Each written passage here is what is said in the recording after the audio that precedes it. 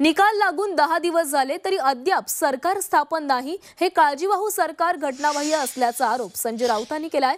इतकंच नाही तर चंद्रचूड हे घटनाबाह्य काम करत असल्याचाही आरोप संजय राऊतांनी केलाय। राज्यामधलं सरकार हे घटनाबाह्य आहे आणि राज्यामधील संपूर्ण परिस्थितीला धनंजय चंद्रचूड जबाबदार असल्याचा आरोप संजय राऊतांनी केलेला आहे। घटनाबाह्य सरकारला सुप्रीम कोर्टाचं संरक्षण आहे असा आरोप देखील संजय राऊतांनी केलाय।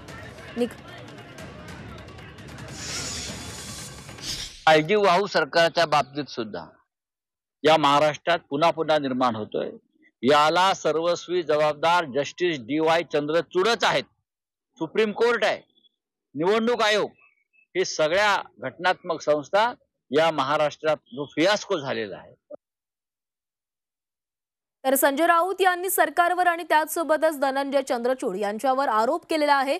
चंद्रचूड यांच्यामुळेच राज्यामध्ये घटनाबाह्य सरकार बसलेलं आहे आणि या घटनाबाह्य सरकारला सुप्रीम कोर्टाचं संरक्षण असल्याचा आरोप संजय राऊतांनी केलेला आहे। निकाल लागून 10 दिवस झाले तरी राज्यामध्ये सरकार स्थापन होत नाही आणि यावरूनच संजय राऊतांनी निशाणा साधला आहे।